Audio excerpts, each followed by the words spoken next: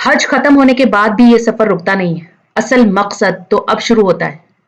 ये आयत हमें याद दिलाती है कि हर अमल के बाद, हर जर्नी के बाद दुआ और जिक्र का सिलसिला कभी ना छोड़ें।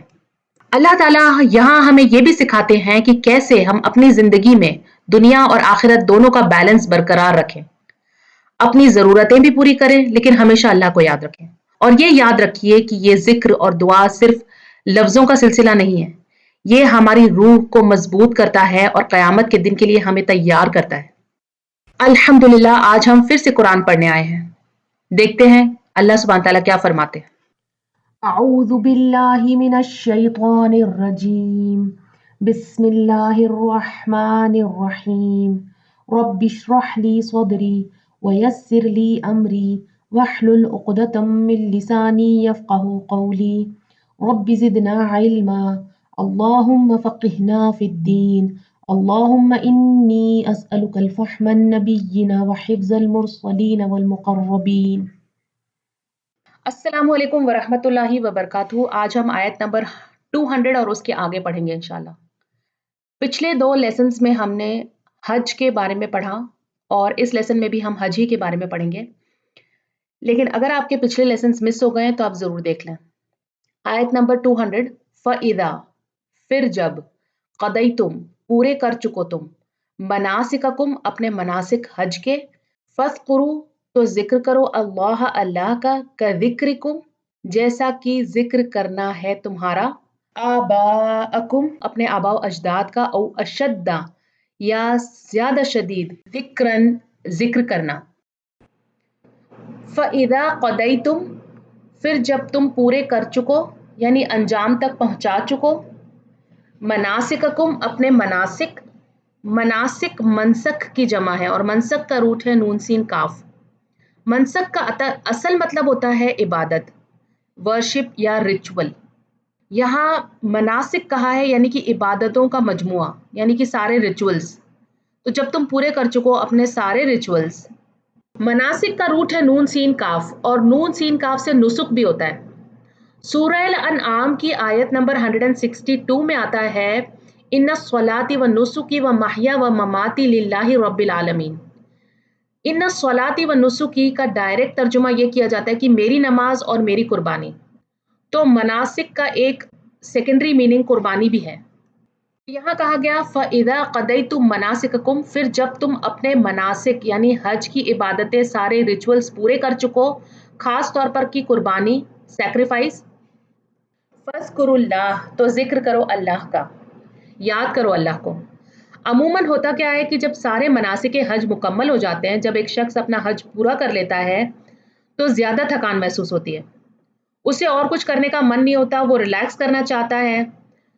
तो चलो भाई अल्लाह की इबादत बहुत कर ली, अब बहुत नमाजें भी पढ़ ली, हज भी मुकम्मल हो गया, चलो अब शॉपिंग पे चलते हैं। ठीक है, शॉपिंग भी कर सकते हैं, रिलैक्स भी कर सकते हैं, लेकिन अल्लाह का ज़िक्र करते रहो, अल्लाह को याद करते रहो, अल्लाह को मत भूलो। यहाँ कहा जा रहा है कि जब तुम अपने मनासिक हज कंप्लीट कर लो, जब अपनी हज मुकम्मल कर लो तो अल्लाह का ज़िक्र करो, अल्लाह का ज़िक्र मत भूलो। आप देखें, जब भी हम कोई भी इबादत मुकम्मल करते हैं, उसके बाद हम अल्लाह ही का ज़िक्र करते हैं। जब हम हमारी नमाज़ पूरी कर लेते हैं, नमाज के बाद सलाम फेरने के बाद हम क्या करते हैं? तस्बीह करते हैं, सुभान अल्लाह, अल्हम्दुलिल्लाह, अस्तगफिरुल्लाह की, और उसके अलावा अल्लाह से दुआएं करते हैं, ज़िक्र अस्कार करते हैं। और वही चीज़ होती है जब हम रोज़ा मुकम्मल करते हैं। रोज़ा ख़त्म करने के बाद हम फिर से अल्लाह का ज़िक्र करते हैं, दुआएं करते हैं, कभी पूरी रात इबादत करते हैं। और रमज़ान ख़त्म होने के बाद हम क्या करते हैं? जब ईद आती है तो हम ईद की नमाज़ पढ़ते हैं, हम तकबीरात पढ़ते हैं और अल्लाह का ज़िक्र करते हैं। उसी तरह से जुमा की नमाज के लिए क्या कहा गया है? सूरतुल जुमा में हम पढ़ते हैं कि नमाज अदा करने के बाद ज़मीन में फैल जाओ और अपने काम करो, लेकिन अल्लाह का ज़िक्र करते रहो, अल्लाह को याद करते रहो। तो जब भी एक इबादत मुकम्मल हो जाती है तो हम क्या करते हैं? हम और अल्लाह को याद करते हैं और अल्लाह का ज़िक्र करते हैं और अल्लाह से दुआएं करते हैं। फ़ज़्कुरुल्लाह और ज़िक्र करो अल्लाह का, कज़िक्रिकुम जैसा कि ज़िक्र करना है तुम्हारा, आबाअकुम अपने आबा व अजदाद का, वो अशद्दा या ज़्यादा शदीद ज़िक्र करना, ज़िक्रा। یعنی کہ ذکر کرو اللہ کا جیسے کہ تم یاد کرتے ہو اپنے اینسسٹرز کو، اپنے آباء و اجداد کو، اپنے پیرنٹس کا ذکر کرتے ہو۔ یہ کیوں کہا گیا ہے؟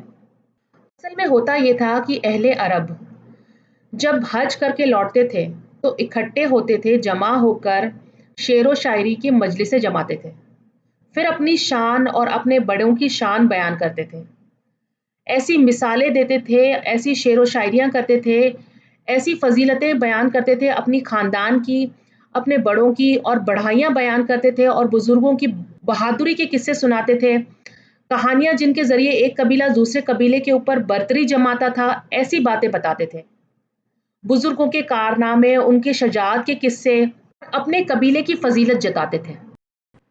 اور آج کے دور میں لوگ جب حج کر کے لوٹتے ہیں تو کیا کرتے ہیں؟ وہ لوگ بھی اکٹھے ہوتے ہیں، باتیں کرتے ہیں، کبھی موویز کی باتیں کرتے ہیں، کبھی کسی ٹی وی سیریز کی، کبھی کسی سیریل کی، کبھی سافٹ ویئرز، کبھی گیمز، کبھی گیجٹس، ایک دوسرے کو سوشل میڈیا کلپس دکھاتے ہیں، اپڈیٹس دکھاتے ہیں، اور اپنے بارے میں، اپنے بڑوں کے بارے میں، اپنی فیملیز کے بارے میں، ان کے اچیومنٹس، ان کی لائف سٹائلز ہائی لائٹ کرتے ہیں اور اپنی برتری جتاتے ہیں، یا پھر سوشل میڈیا پہ اپنے فوٹوز پوسٹ کرتے ہیں، اپنے دوستوں کو دکھاتے ہیں۔ تو اب آپ دیکھیں کہ آج کے دور میں بھی وہی چیز ہے، جس طرح سے پہلے کے لوگ اپنے مفاخر بیان کرا کرتے تھے اپنے بزرگوں کے، اسی طرح سے آج کے دور میں بھی انسان توجہ اپنی طرف کھینچنا چاہتا ہے۔ ذریعے بدل گئے ہیں، ہر دور کے مسئلے الگ الگ ہیں، لیکن کام وہی ہے۔ تو یہاں کہا جا رہا ہے کہ تم ایسا نہ کرو، بلکہ تم اللہ کا ذکر کرو اور اللہ کی شان بیان کرو، اپنے خاندان کی شان بیان کرنے کی بجائے اللہ کا اور زیادہ شدت سے، جتنی شدت سے تم اپنے آباء و اجداد کی شان بیان کرتے ہو، اس سے بھی زیادہ شدت سے، پرزور طریقے سے ذکر کرو اللہ کا، یاد کرو اللہ کو۔ اشدہ اسم تفضیل ہے، یعنی کہ زیادہ شدید، یعنی جو تم اپنے آباء و اجداد کے لیے کرتے ہو اس سے زیادہ شدید طریقے سے اپنے اللہ کو یاد کرو۔ اور شدت صرف کثرت کے لیے نہیں ہے کہ بار بار یاد کرو، بلکہ اس میں 3 چیزیں شامل ہیں۔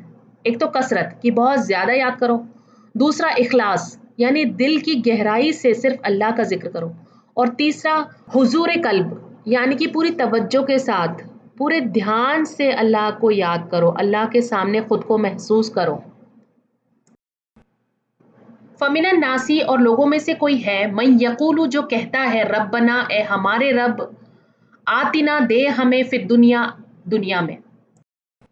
اب دیکھیں یہاں کہا گیا من یقول جو کہتا ہے، یعنی ایک شخص کہہ رہا ہے، ربنا اے ہمارے رب۔ اب ایک شخص ہے جو اپنے گھر والوں کے لیے، اپنے بچوں کے لیے، اپنے ماں باپ کے لیے مانگ رہا ہے، اور وہ کیا کہہ رہا ہے کہ آتنا فی الدنیا دے ہمیں دنیا میں۔ دیکھیں ربنا کا معنی ہم نے کیا اے ہمارے رب۔ اگر یا ربنا ہوتا ہے تو ہم کہتے ہیں کہ اے ہمارے رب، وہ جو یا ہوتا ہے اس کا معنی ہوتا ہے اے، لیکن ربنا میں تو یا نہیں ہے، پھر بھی ہم نے اس کا ترجمہ کیا اے ہمارے رب۔ ایسا کیوں؟ کیونکہ اصل میں ہوتا ہے یا ربنا، لیکن وہ جو پیش ہوتی ہے اس کو ہٹا کے یہاں پر زبر لگا دی گئی ہے، تو یہاں پہ یا تو نہیں ہے، لیکن وہ جو زبر ہے اس کی وجہ سے یہ معنی بن رہا ہے اے ہمارے رب۔ اس کو ایک ایگزامپل سے سمجھتے ہیں، جیسے اگر ہم نے کہا یا عبداللہ یعنی اے اللہ کے بندے، لیکن اگر ہم نے کہا عبداللہ تو پیش ہٹا کے ہم نے زبر لگا دی، عبداللہ کی جگہ ہم نے عبداللہ کہا، اور اس کا بھی معنی بنے گا اے اللہ کے بندے۔ تو اللہ سبحانہ تعالیٰ فرماتے ہیں وما اور نہیں ہے لہو اس کے لیے، ایسے شخص کے لیے، فی الآخرتی آخرت میں، من خلاق کوئی حصہ۔ خلاق، خلاق کا روٹ ہے خا لام قاف، ایک پورشن، ایک شیئر، ایک حصہ۔ خلاق وہ فضیلت جو انسان اپنے اخلاق سے حاصل کرتا ہے، اس کا تعلق انسان کے اعمال سے ہوتا ہے۔ اس کا مطلب یہ ہوا کہ اخلاق سے یہ حصہ حاصل کیا جاتا ہے، اس لیے اس کو خلاق کہتے ہیں، اور خلاق کسی چیز کا سب سے چھوٹا حصہ، چھوٹا سا پورشن۔ آپ دیکھیں اس آیت میں اصل میں کہا کیا جا رہا ہے، یہاں یہ کہا جا رہا ہے کہ جو شخص اپنے لیے صرف دنیا مانگتا ہے، کہتا ہے یار اب تو مجھے دنیا میں دے دے، تو اس کے لیے آخرت میں کوئی حصہ نہیں ہوگا۔ اکثر لوگ دنیاوی دعائیں مانگتے ہیں، کیا مانگتے ہیں؟ بزنس، دولت، شہرت، پیسہ، औलाद, औलाद की कामयाबियां, औलाद की शादियां, बस अक्सर यही दुआएं होती हैं। और दुआ क्या होती है? असल में इंसान की अंदरूनी हालत का इजहार होती है। दुआ इंसान के दिल के जज्बात का इजहार होती है। तो जो दिल में होता है वही जुबान पे आता है, वही इंसान शिद्दत से अल्लाह से मांगता है।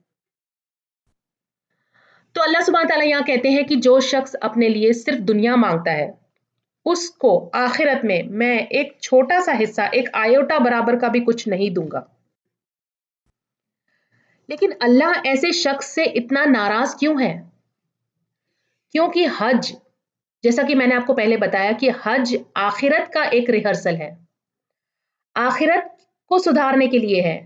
अगर उस शख्स ने अपने आखिरत के लिए कुछ नहीं मांगा तो अल्लाह उसे कुछ नहीं देगा आखिरत में। अल्लाह ने यहाँ पर ये नहीं कहा कि दुनिया के बारे में मत मांगो या दुनिया की चीजें मत मांगो, बल्कि ये कहा कि सिर्फ दुनिया मत मांगो। ये हम आगे पढ़ेंगे, आगे की आयतों में हमें समझ में आएगा। तो यहाँ पे कहा जा रहा है, इस आयत से ये सबक मिलता है कि दुनिया के साथ साथ आखिरत भी मांगो, वरना आखिरत में कोई हिस्सा नहीं होगा। और असल में आखिरत सिर्फ उन्हीं की है जो दुनिया के कामों में भी आखिरत को सामने रख कर जीते हैं, आखिरत को याद रखकर अमल करते हैं। अच्छा, बहुत से लोगों के ऐसे सवाल होते हैं कि फलां शख्स जो बहुत नेक था, जिसने बहुत नेकी के काम किए, जिसने दुनिया में बहुत चैरिटी की और वो मुसलमान नहीं था, उसके बारे में क्या है? उसका आखिरत में क्या होगा? क्या उसके लिए भी आखिरत में कोई हिस्सा नहीं होगा? या ये पूछते हैं कि फलां शख्स जन्नत में जाएगा या नहीं जाएगा। नाम लेने की जरूरत नहीं है, किसी के भी बारे में हो सकता है। या फिर ये कि ये शख्स तो जरूर जन्नत में जाएगा, इसने तो बहुत से नेक काम किए।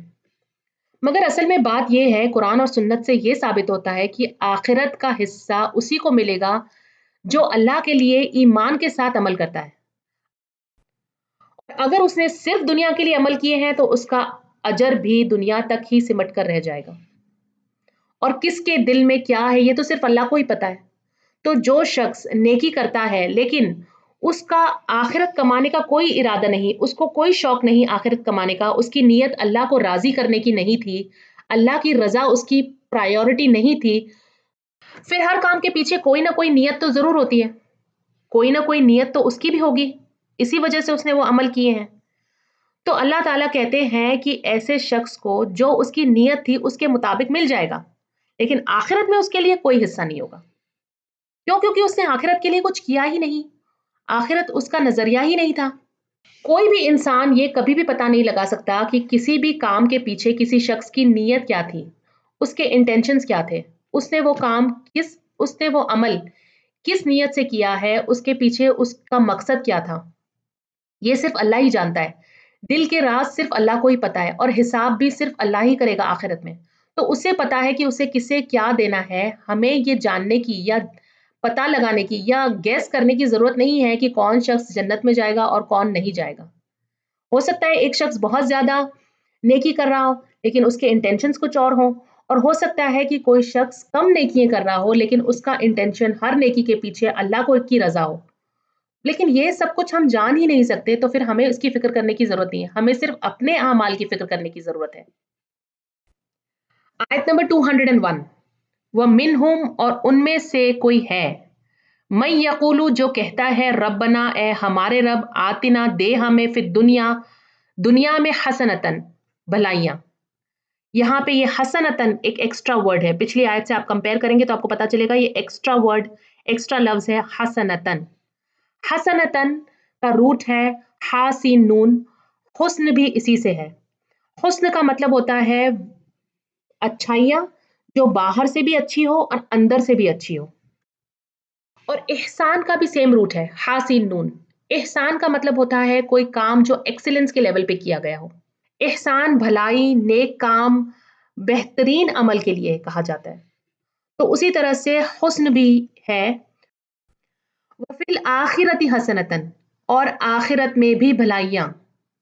अब आप देखें यहाँ इसे पीछे से कंपेयर करें, यहाँ पे सिर्फ दुनिया नहीं मांगी बल्कि दुनिया की भलाइयाँ मांगी और आखिरत की भी भलाइयाँ मांगी।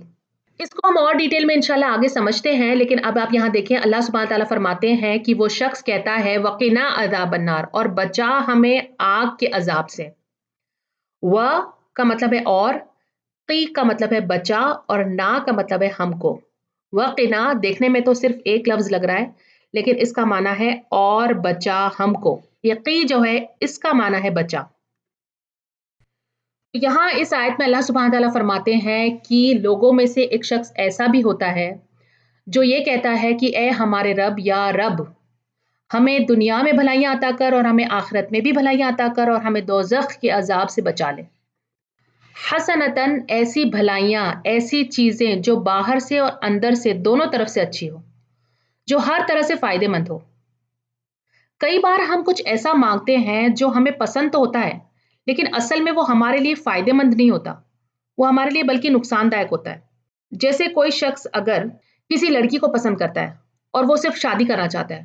اب وہ لڑکی دیکھنے میں تو بہت خوبصورت ہے, اس میں بہت سارے گن ہیں, وہ بہت بہت اچھی دکھتی ہے, بہت اچھی باتیں کرتی ہے اور بہت ساری خوبیاں نظر آتی ہے سامنے سے, لیکن ہو سکتا ہے کہ اندر سے وہ انسان بہت برا ہو, غصے کی خراب ہو یا سیلفش ہو یا بہت بری ہو, ایک مانسٹر کی طرح ہو, اور وہ آپ کی زندگی میں اگر آ جائے تو آپ کی زندگی برباد کر دے, آپ کے اخلاق بگاڑ دے, آپ کی دنیا اور آخرت دونوں بگاڑ دے.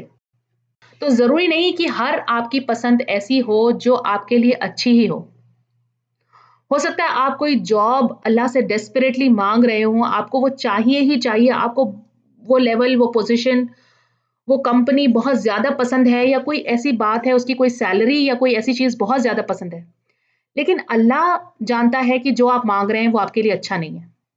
ہو سکتا ہے وہاں پہ جو آپ کا باس ہے وہ آپ سے بہت زیادہ کام کروائے, وہ آپ کا فائدہ اٹھائے, وہ آپ کو اتنا پریشان کر دے کہ آپ اس کی ٹینشن لے کر گھر پہ آئیں اور اپنا سارا فرسٹریشن اپنے گھر والوں پر, اپنے بچوں پر, اپنی بیوی پر نکالیں, اور اس سے آپ کی آخرت برباد ہو جائے. یا یہ بھی ہو سکتا ہے کہ وہ جاب کچھ ایسی ہو کہ جس میں آپ سے حرام کام کروایا جا رہا ہو, یعنی کوئی ایسا کام جس سے لوگوں کو دھوکہ دیا جاتا ہو, لوگوں کو بے وقوف بنانے کا کوئی کام ہو, جس سے لوگوں کے پیسے اینٹھنے کا کوئی کام کروایا جا رہا ہو. تو ایسی جاب آپ کی آخرت بگاڑ دے گی. تو آپ کو لگ رہا ہے کہ وہ آپ کے لیے بہت اچھی ہے, لیکن اللہ کی نظروں میں وہ آپ کے لیے ٹھیک نہیں ہے. تو جب ہم ہماری دعاؤں کو بہت زیادہ اسپیسیفکلی نہیں مانگتے ہیں, جب ہم اللہ سے کہتے ہیں کہ اللہ وہ عطا کر جو تیری نظروں میں, جو تو سمجھتا ہے کہ میرے لیے بہتر ہے, تو یہ ایک جنرک دعا ہوتی ہے, اور یہ ہمارے لیے زیادہ بہتر ہے کہ ہم اس طرح سے دعائیں مانگیں اللہ سے. دنیا کی دعائیں کون سی ہوتی ہیں؟ دنیا کے لیے اکثر ہم مانگتے ہیں یا اللہ ہمیں صحت دے دے, بیماریوں سے نجات دے دے, یا اللہ رزق عطا کر, یا اللہ مال و دولت عطا کر, یا اللہ میرے کو گھر بن جائے, یا اللہ میرے بچے کی شادی ہو جائے, یا اللہ میرے لیے کوئی اچھا لڑکا مل جائے. یعنی ہم اس طرح کی دعائیں اکثر مانگتے ہیں, مال و دولت مانگتے ہیں, بزنس میں ترقی مانگتے ہیں, یا کوئی علم, کوئی ڈگری مانگتے ہیں. لیکن یہاں پہ اس آیت میں کسی چیز کو اسپیسیفائی نہیں کیا گیا ہے, کسی کا نام نہیں لیا گیا ہے, بلکہ کہا ہے کہ دنیا کی بھلائیاں جو میرے لیے بہتر ہے وہ مجھے عطا کر. یہاں پہ لفظ حسنتن استعمال ہوا ہے. حسنتن ایک اسم نکرہ ہے, یعنی کوئی بھی بھلائی, ساری بھلائیاں اس میں شامل ہے. مطلب یہ اتنی جنرک دعا ہے کہ کوئی بھی فائدے مند چیز جو تو میرے لیے بہتر سمجھتا ہے یا اللہ مجھے عطا کر. موسیٰ علیہ السلام کی بھی ایک دعا ہے جو قرآن مجید میں موجود ہے. موسیٰ علیہ السلام اللہ سے دعا کرتے ہیں, ربی انی لما انزلت علی من خیر فقیر, یا رب میں جو بھی بھلائی تم میرے پاس بھیج دے اس کا محتاج ہوں. کتنی جنرک سی دعا ہے, یا رب تو تیری طرف سے جو بھی بھلائی میری طرف بھیجے گا میں اس کا محتاج ہوں. اصل بات یہ ہے کہ انسان کو یہ سمجھنا چاہیے کہ اللہ ہماری ضرورتیں ہم سے زیادہ جانتا ہے, اس لیے دعائیں ہمیشہ بہت زیادہ جینرک ہونی چاہیے تاکہ ہر قسم کی بھلائیاں شامل ہو جائے, چاہے ہم اسے سمجھیں یا نہ سمجھیں. یہاں کہا گیا وفی الآخرتی حسنتن, اور آخرت کی بھلائیاں. آخرت کی بھلائیوں میں کون کون سی بھلائیاں شامل ہیں؟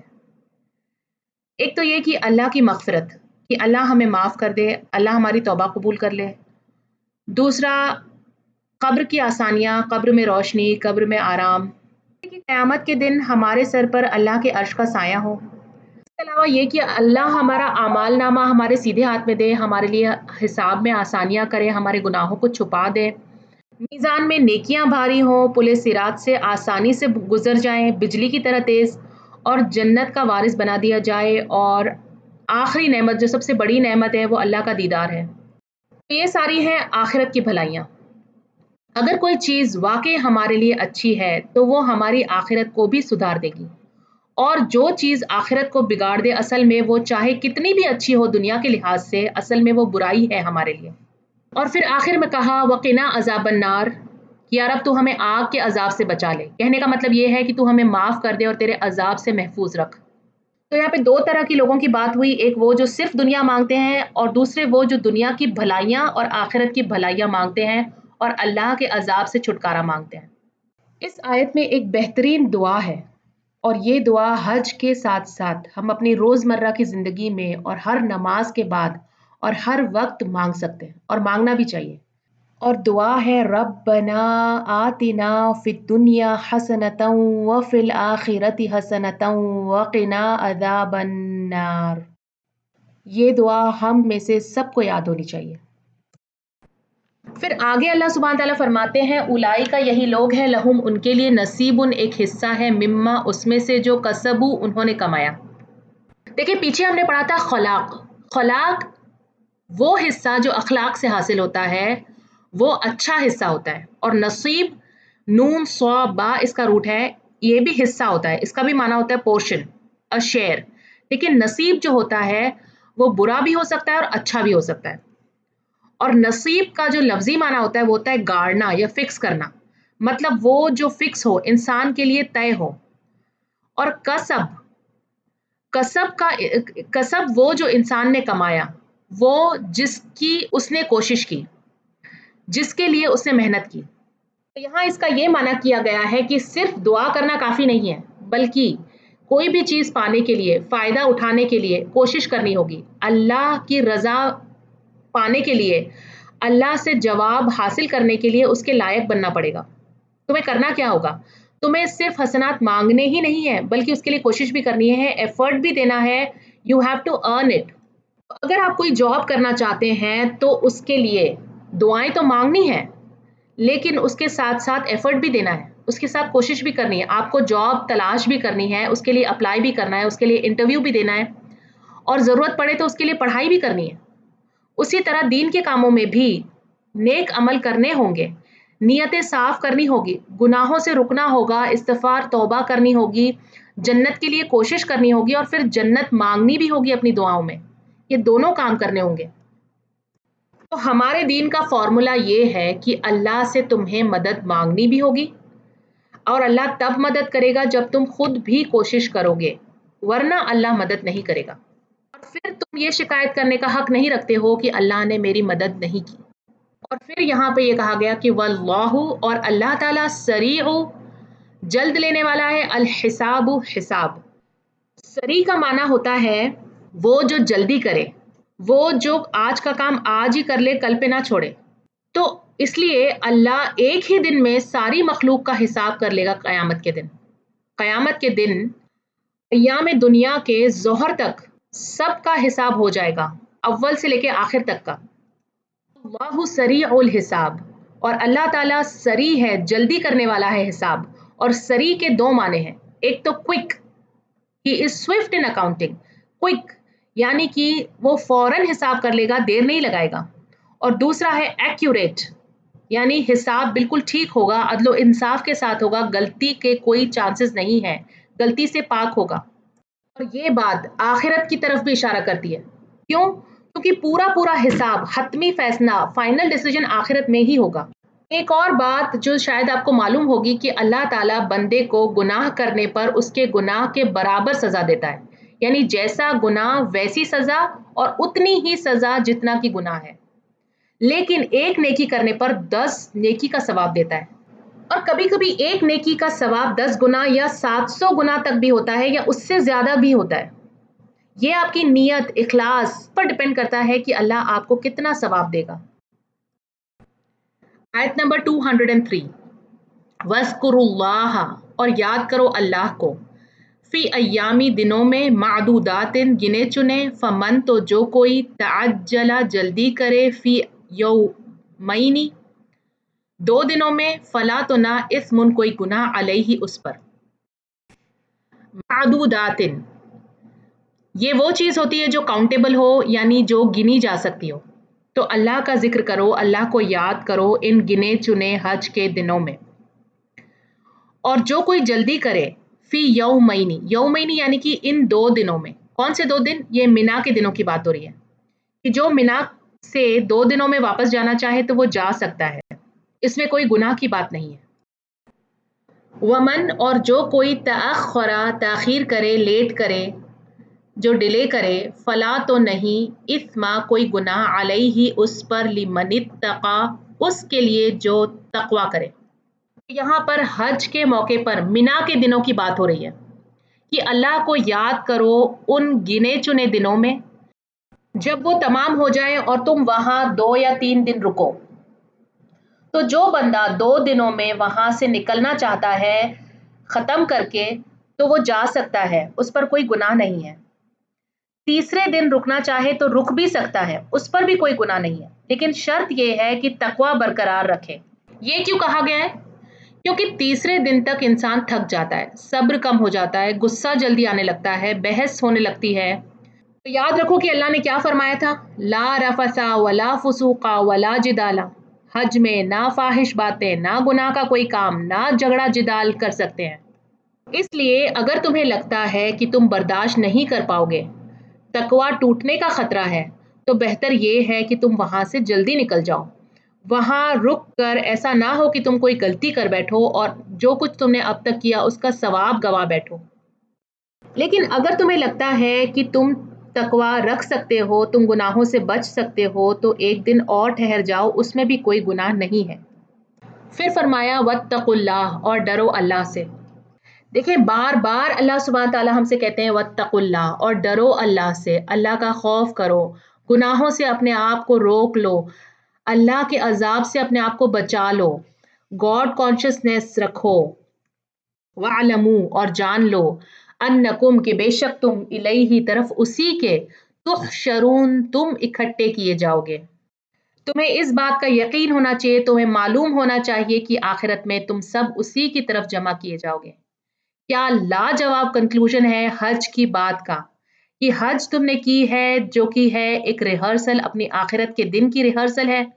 और इस रिहर्सल के बाद जब तुम यहाँ से अब लौट रहे हो, अपनी दुनिया में जाने वाले हो, अब तुम अपने रोजमर्रा की जिंदगी में जाने वाले हो, तो याद रखो कि तुम्हें अल्लाह ही की तरफ लौटना है, तुम्हारा अंजाम अल्लाह ही की तरफ होगा। इस हज में जिस तरह से तुम जमा किए गए थे, उसी तरह से तुम एक बार फिर से जमा किए जाओगे और तुम्हारा वहां हिसाब होगा, तुम्हें अल्लाह की तरफ लौटाया जाएगा। और जब तुम घर वापस जाओ तो इस बात को याद रखो कि अल्लाह ही की तरफ लौटना है और तकवा बरकरार रखो, अल्लाह की इबादत करते रहो, अल्लाह को याद करते रहो, अल्लाह का जिक्र ना भूलो, अल्लाह से तकवा करते रहो। ये है हज के अहकामात। और अब आप देखें कि जो शख्स बिना कुरान को समझेगी, बिना कुरान को पढ़े अगर हज पे चला जाए, तो भले ही वो कितने ही ओरिएंटेशंस हों उसके, भले ही कितनी ट्रेनिंग हो हज से पहले, भले ही कितने ही अरकान और मनासिक हज के उसे समझाए जाएं, उसे सिखाए जाएं, लेकिन जब वो हज पे जाएगा तो फुसूक जिदाल में पड़ सकता है, क्योंकि उसे नहीं पता कि ये अल्लाह का हुक्म है। हर वक्त लोग जब बताते हैं तो कहते हैं देखो झगड़ा झगड़ा नहीं करना वहां पर, देखो ये नहीं करना वहां पर, देखो ये गलती मत कर लेना वहां पर। लेकिन हम उन चीज़ों को उतना सीरियसली नहीं लेते हैं, क्योंकि हमें नहीं पता कि हुक्म कुरान के हैं, ये अल्लाह के हुक्म। क्योंकि आम रोज़मर्रा की ज़िंदगी में भी हमें जिदाल, फुसूक और इन चीज़ों से रोका गया है। तो हमें लगता है कि बिल्कुल ठीक है, हमें नहीं करना चाहिए, लेकिन फिर हम उसमें पड़ जाते हैं। लेकिन जब हमें पता हो कि हज के मामले में स्पेसिफिकली अल्लाह ने इसका हुक्म दिया है, फिर हम एक्स्ट्रा एफर्ट डाल के एक्स्ट्रा कॉन्शियसली उन चीज़ों को फॉलो करने की कोशिश करते हैं, ताकि हमसे वो सारे गुनाह ना हो और हमारा हज उस तरह से हो जैसा हम पर लाजिम है, जिस तरह से हमें अल्लाह ने हुक्म दिया है। तो आखिर में अल्लाह सुब्हान ताला से दुआ है कि या अल्लाह तू हम सबको, हमारे घर वालों को हज का इरादा और तौफीक अता फरमा, और जब हमें अपने घर का मेहमान बना ले तो हमारा हज मकबूल और मबरूर फरमा, आमीन या रब। अल्हम्दुलिल्लाह, आज का लेसन यहाँ पे ख़त्म होता है। सुब्हानकल्लाहुम्मा व बिहम्दिका, नशहदु अन ला इलाहा इल्ला अंत, नस्तगफिरुका व नतूबु इलैक। Dear brothers and sisters, if you found this video beneficial, please share with others and be part of Sadaqah Jariyah. Jazakumullahu khairan katheera. Assalamu alaikum wa rahmatullahi wa barakatuh.